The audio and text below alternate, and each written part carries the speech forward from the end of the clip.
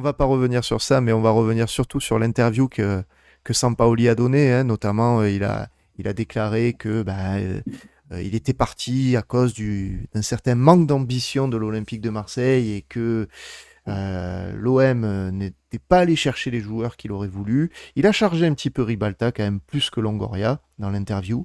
Et toi, Thomas, tu as voulu nous poser une question pour ce débat ce soir, que j'affiche à l'écran. La voici.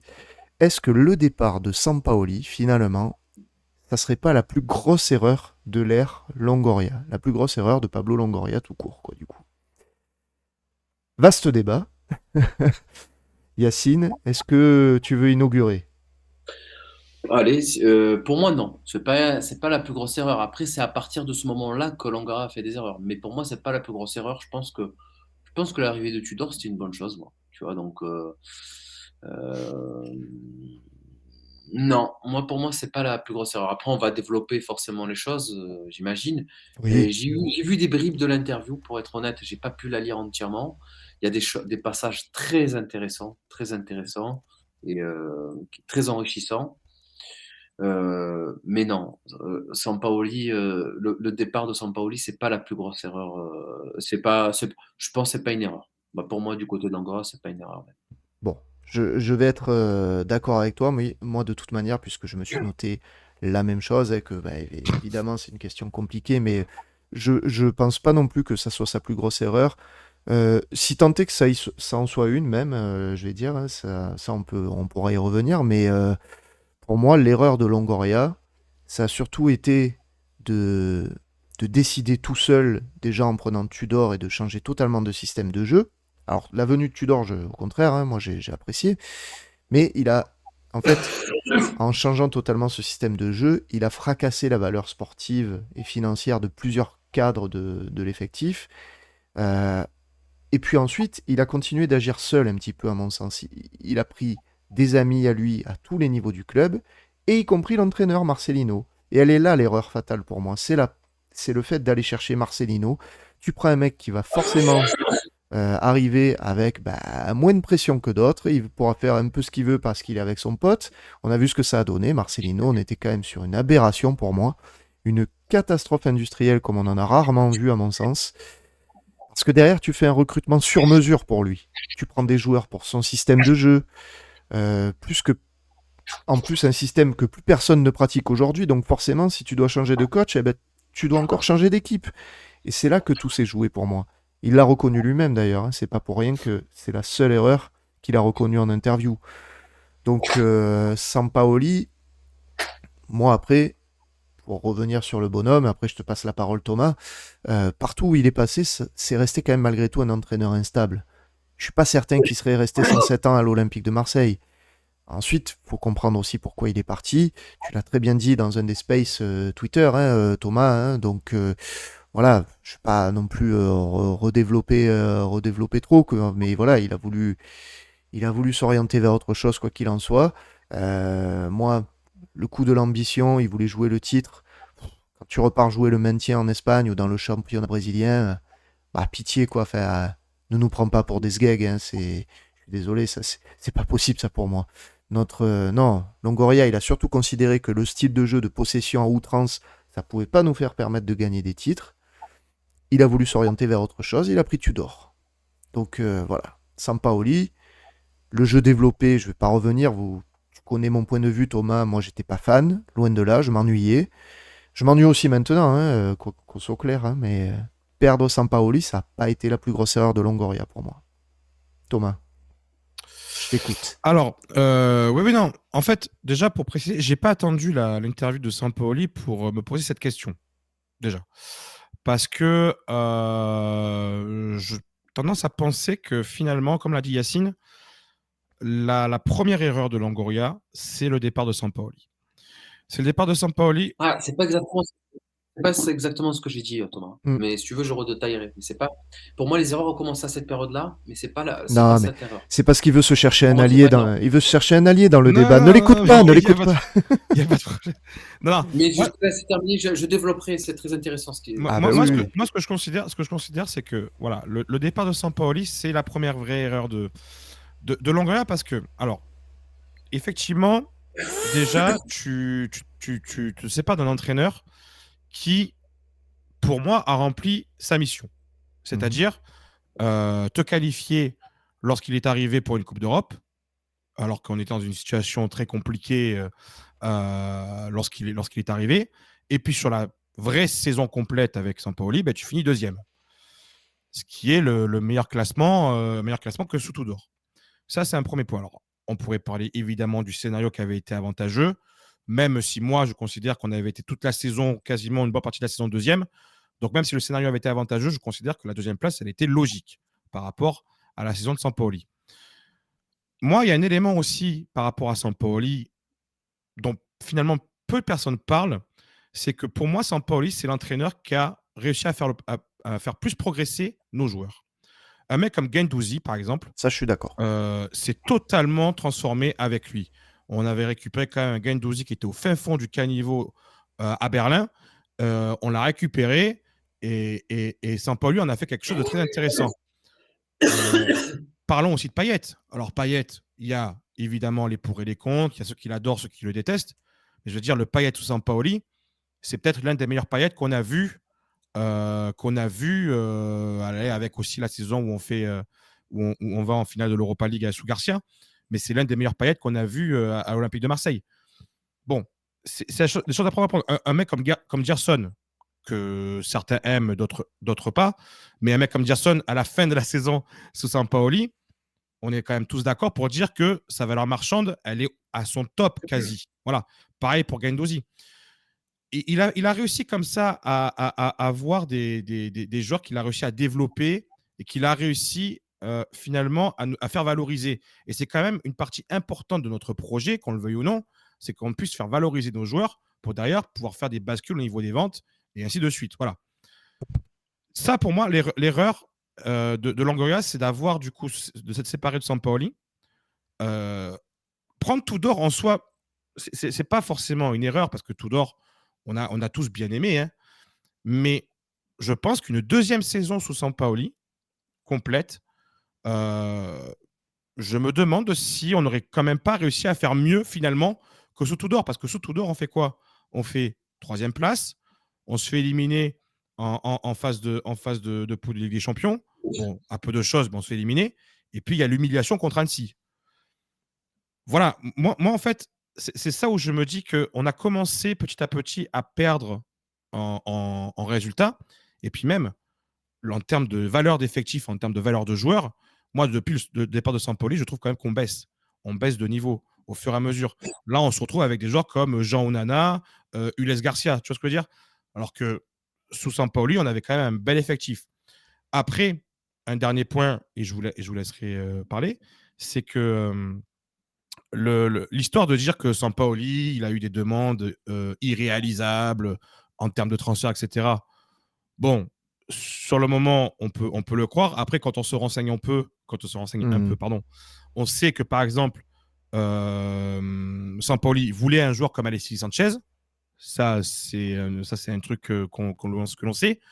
Que c'est Ribalta qui a récupéré un petit peu la paternité, on va dire, du dossier Alex Sanchez. C'est d'ailleurs pour ça que Sampaoli charge un petit peu Ribalta sur l'interview parce que c'est pas le cas, tout simplement. Voilà. Et puis voilà. Après, le style de jeu Sampaoli, alors évidemment que c'est un style de jeu qui était totalement à l'inverse du style de jeu de Tudor. Hein. Voilà, on est passé du tout au rien. C'est sûr que par exemple, toi, Julien, tu n'as pas du tout aimé le style de jeu Sampaoli. Moi, c'est pas que j'ai pas aimé, c'est que finalement, je me dis, c'est le style de jeu qui nous a rapporté les meilleurs résultats. Ah non, oui, c'est Voilà. ça. Le style de jeu du tout début de Sampaoli, j'ai énormément apprécié parce que c'était l'attaque à tout va et tout. Et en fait, à partir de la claque qu'on s'est pris contre Lens, il a changé, rappelle-toi. Il s'est dit, allez, maintenant on va être pragmatique et on va garder le ballon, on va sécuriser. Et on est resté comme ça jusqu'à la fin. Et moi, à partir de là, bah, ça a été la longue descente aux enfers quand je regardais les matchs de l'OM. Alors malgré tout, on a pris des points, il a réussi les objectifs, je suis d'accord avec toi. Mais c'est pas une erreur pour moi de l'avoir fait partir, clairement. Le Diez te rejoint en tout cas, Yacine, puisqu'il nous dit dans le chat. Depuis Sampa, on a fait deuxième puis troisième, et là on parle d'un top 4. Je parle pas des compètes J'aimerais européennes. répondre à Thomas. Vas-y. Tu me parles de résultats.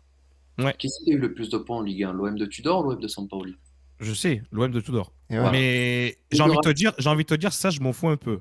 Ouais, mais le problème, non, on peut pas s'en foutre quand on compare les deux équipes. Parce que l'OM de Sampaoli n'a pas eu un lance Je, version 2022. je suis d'accord, mais c'est comme l'OM de Garcia qui a fait un nombre de points qui était très Bien important. sûr, mais maintenant, l'OM de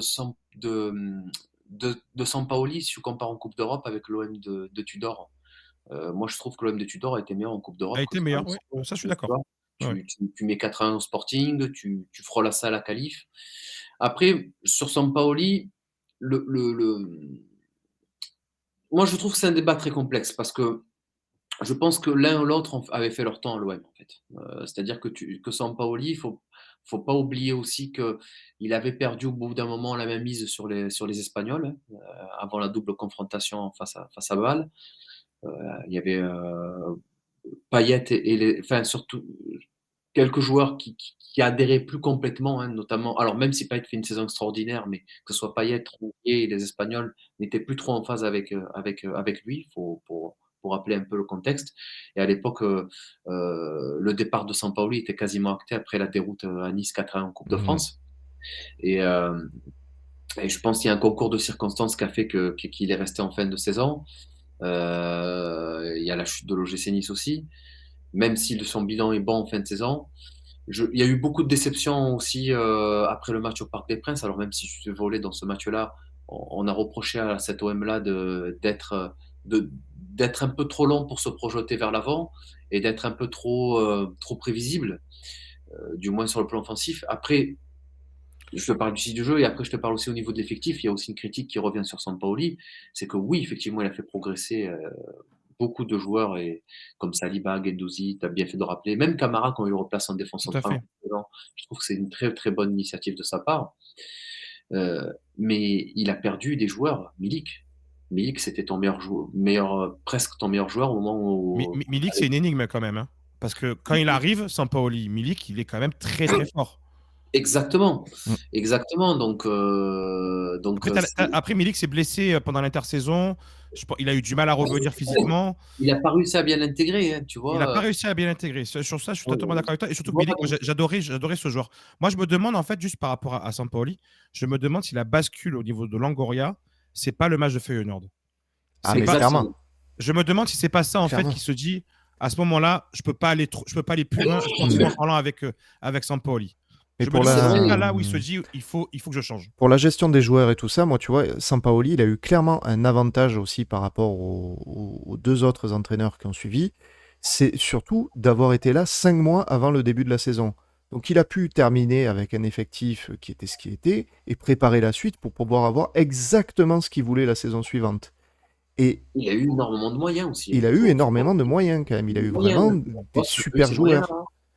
Et voilà. Ouais, mais ça n'enlève pas. Enfin, ok, mais ça n'enlève pas, je trouve, la qualité de la saison de Sampaoli, où justement, moi, il y a un élément aussi important, c'est qu'il a réussi, lui, à se remettre en question, contrairement par exemple à Tudor, Ça, c'est vrai. où après le match de Lens qu'on perd 4-3, il se dit, je peux pas continuer comme ça.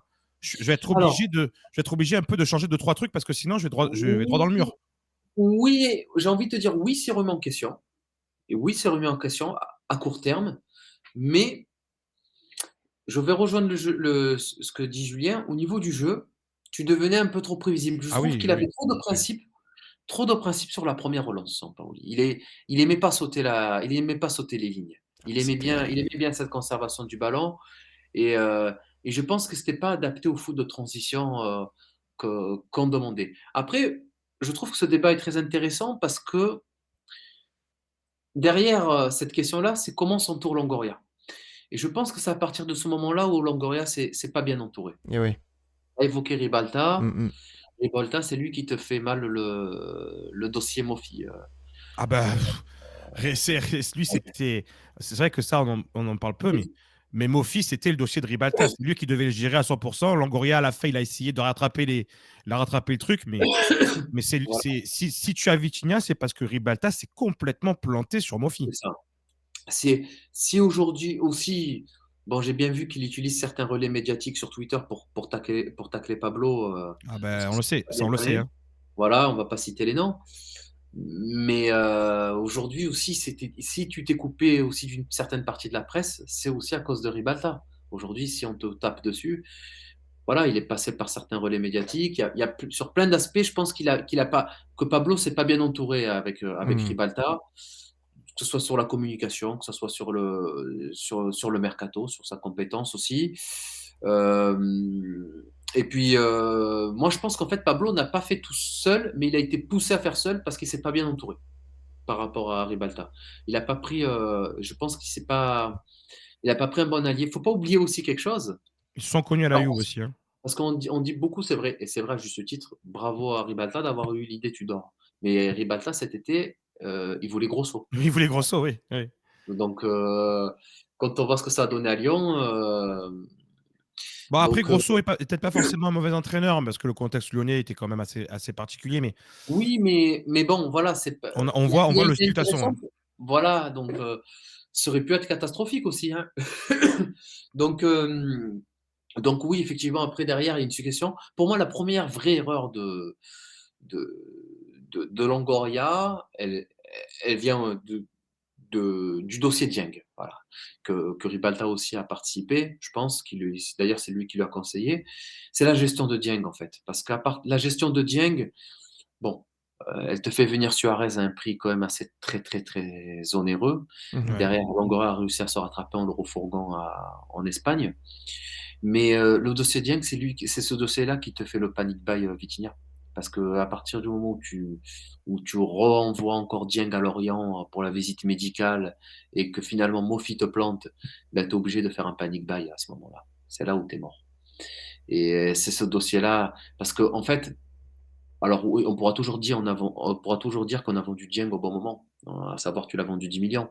Mais est-ce qu'il valait mieux vendre Dieng à 4 millions et ne pas acheter 32 millions Bitinha, C'est ou vrai que il valait maintenant, mieux, on peut ouais, se poser la question maintenant, oui, en fait, effectivement. souvent on se dit oui, il faut savoir vendre au bon moment, mais il faut aussi savoir acheter, faut avoir l'équilibre entre vendre au bon moment et acheter au bon moment. Et acheter au mercato d'hiver, c'est pas forcément acheter au bon moment. Alors oui, si tu t'amuses à faire de l'achat-revente au mercato d'hiver, ça va partir en cacahuète. Ça, c'est sûr. Tu vas bien vendre comme tu l'as fait avec Lodi. Parce que c'est le meilleur moment pour vendre. Mais c'est le pire moment pour acheter aussi. Et tu as acheté au pire des moments pour Vitinha. Donc, sur ce dossier-là, pour moi, la première vraie erreur, elle part de là. C'est ce dossier Dieng, parce que c'est ce dossier-là qui te Mmh. mène au panic buy Vitinha. Après, il y a une succession d'erreurs qui arrivent. Je pense que Longoria d'abord n'a pas été assez méchant au niveau des instances, au niveau de l'arbitrage. On ne s'est pas assez fait respecter la saison dernière. Je pense que c'est Ah ça, c'était un parti pris qu'il a un parti voulu pris, respecter, mais mais quand tu. d'ailleurs il a commencé à lâcher ça après, l'année dernière, après Lens OM, où il s'est dit: «Je peux pas rester comme ça parce qu'on est en train de se faire enfiler, donc c'est pas possible». Tu t'es fait enfiler au Parc des Princes, tu t'es fait enfiler face à Monaco, tu t'es fait enfiler sur la décision du rouge du match de suspension de Balerdi, Ouais, ouais, ouais. après le rouge de Strasbourg, et en même temps la programmation d'OM Montpellier qui arrive Mmh. vendredi 48 heures après le match de la RDC de Mbemba qui te prive de Mbemba, Balerdi et de Tavares. Ouais, ouais. Tu te fais enfler à Lens. Il y a énormément de matchs où tu te fais enfler au final, donc sur des matchs clés en plus. Donc Ouais. ça passe difficilement. Après, il y a le mercato d'été. Même Longoria en off, il a reconnu hein, que qui s'est trompé sur Marcelino. Donc voilà, oui, c'est à partir de ce moment-là où il a multiplié les erreurs. Mais après, la force d'un bon président, c'est de savoir bien s'entourer. Moi, je trouve que Longoria, c'est quelqu'un de très très compétent et qui a enrichi l'OM même pour le futur sur plusieurs aspects, parce que je trouve que la voie d'aller recruter sur des championnats étrangers, mais moins onéreux, Bah, c'est une voie intéressante. Mombagna, c'est plutôt intelligent. Voilà, bah, ça vient de Benatia, mais cet héritage-là de Longoria d'aller chercher à l'étranger, parce que le marché de Ligue 1 est devenu trop cher, c'est ce qui t'a permis de te creuser l'écart avec Lyon d'ailleurs. Ben, c'est intéressant, il faut aller dans cette direction-là. Cet héritage-là d'installer une culture, une rigueur de travail au sein du club, c'est quelque chose d'intéressant aussi. Mais après, voilà, oui, il a multiplié les erreurs parce qu'il s'est pas super bien entouré, surtout au niveau de Ribalta, je pense. C'est Il a c'est pas. vrai que moi, pour répondre à la question, en fait, c'est quoi la plus grosse erreur de la Longoria? Moi, j'ai beaucoup hésité entre le départ de Sampaoli et l'arrivée de Ribalta. Et c'est vrai que Ribalta, pour moi, c'est une énorme erreur, effectivement, aussi dans le, dans, dans le bilan de Longoria. Surtout, en fait, la relation entre les deux ne pouvait pas fonctionner parce qu'ils sont connus à la Juve. À la Juve, ils avaient une relation un petit peu différente. Et je pense que Longoria, il a pas assez été. Enfin, ça s'est mal goupillé avec Ribalta. C'est très mal terminé entre les deux. Ribalta continue à vouloir régler certains trucs avec lui aussi, ce qui est nocif aussi dans l'environnement du club. Hein, voilà. Donc voilà. Mais c'est vrai que Longoria a fait des erreurs. Hein. Ça, c'est sûr que. Et c'est bien que tu Non, mais le dises, toi, hein, qui parce n'en fait pas que. de toute manière, ça c'est sûr, hein. Voilà, mais c'est bien que Yacine le dise parce que Yacine se fait souvent taxer sur Twitter d'être un pro Longoria. Il C'est vient vrai. de montrer quand même qu'il a la lucidité et qu'il arrive à dire aussi que, évidemment, que Longoria a fait des erreurs. Mais moi, je suis même pas un pro Longoria. Je pense juste que Longoria, c'est un bon président. En fait, le problème, c'est que les avis sont trop clivants, en fait. C'est ça. Ah, mais en ce moment, c'est impossible de parler de Longoria. Voilà. Moi, j'ai pris un parti pris d'être, par contre, positif pour l'environnement de l'Olympique de Marseille, pour la simple et bonne raison, c'est que je pense que l'OM peut être moins mauvais que les autres et finir sur le podium cette saison. Et je pense que ça y contribue dans l'environnement du club. Voilà, ça j'ai pris ce parti pris-là, je l'assume, il n'y a aucun problème. Par contre, sur Longoria, je ne suis pas pro Longoria. C'est pas parce que je pense que le bilan de Longoria est bon que tout est bon. Euh, donc voilà, après, Mhm. c'est un sujet très intéressant sur Longoria. On s'est fait taxer nous aussi, hein, de pro Longoria, et effectivement on a Oui, plutôt le même, on va dire la même démarche en fait, hein. Nous, ce qu'on Et essaie, c'est de le juger de manière objective, de reconnaître ses torts, mais aussi ses réussites. c'est réussi, Et voilà. il y Donc, en a, et il y en a des deux côtés, voilà. Il y en a des deux il y en côtés. a des deux côtés, voilà. Et donc, on peut pas non plus dire qu'un président qui a fait 2 fois podium, c'est le premier qui, depuis la période Deschamps, on peut pas dire que c'est un mauvais président. C'est pas, Mhm. c'est pas possible. C'est, et c'est vrai que tu as raison. Il y a quand même petite info quand même sur Ribalta. Il essaye justement par ses relais médiatiques de faire passer qu'il voulait Fonseca et que Longoria non. Longoria voulait Fonseca, mais bah, Oui, évidemment. Fonseca a c'était dit non. Longoria, ça. Ah, Fonseca a dit non. C'était le choix numéro un, Fonseca. Hein. de toute manière, faut pas être dupe. On n'a pas besoin d'être dans les coulisses pour comprendre que Marcelino, c'est un choix par défaut. Mhm. Quand il arrive à cette période-là de l'année, Tu sais comment on me l'avait présenté, moi, je l'avais dit cet été. On m'avait dit Marcelino viendra à un moment donné euh, entraîner l'Olympique de Marseille Oui, parce que je me c'était un rappelle. entraîneur pansement. Tu en parlais dès le Moi, mois de mai. Dès le mois de mai. les relais que j'avais eus, on me disait Marcelino, c'est un entraîneur pansement. C'est-à-dire qu'il va venir que si vraiment, en fait, on n'a pas réussi à faire le plan A, le plan B, le plan C. Et c'est exactement ce qui s'est passé. Donc voilà, après, et on avait même, dit, hein, il a et fait même, all-in, Longoria, en prenant Marcelino. Hein. et Ça- pour vous rajouter sur Longoria une petite info, la vision foot de Longoria, pour vous dire, et ça va rejoindre un peu le football de transition dont on parlait tout à l'heure, le coach de rêve de Longoria, il le dit beaucoup, c'est Sarri. Mhm. C'est Sarri son coach de rêve. Et c'est sa vision foot. Donc ça, on se rapproche de quelque chose on est du foot de transition. C'est ça. euh, on est dans quelque chose quand même. On est quand même dans quelque chose qui est pas moins éloigné, qui est pas hyper éloigné de ce que faisait Tudor non plus. Donc dans du foot italien, dans du foot de transition, Bah, c'est ça que de toute façon, c'est c'est son sa culture, football. c'est son football, voilà, C'est c'est son son C'est football. football. ça, c'est Sarri. Sarri, ça aurait été son coach de rêve. S'il pouvait faire venir un coach à l'OM, ça aurait été Sarri. Bon, après, il ne pouvait pas le faire parce que pour diverses raisons, mais c'est vraiment son coach de rêve. Donc après, moi, je trouve que c'est un sujet intéressant parce que derrière ça, on évoque plusieurs choses. Au final, le bilan de Sampaoli, il est positif. Son passage, moi, je trouve qu'il a été positif, mine de rien. Comme le passage de Tudor a été positif, mais c'est des passages D'une qui ont manière pris fin. différente. C'est Oui, différent. climat différente, Différent. mais aussi, il ne faut pas oublier que dans un passage, il peut être positif, mais tout passage a une fin. Garcia, par exemple, s'il s'arrête à 2018, je ne dis pas que son passage en tant que coach est positif, pas en tant que manager, parce qu'il a fait des transferts un peu qui partent dans tous les sens, mais en tant que coach, il est positif.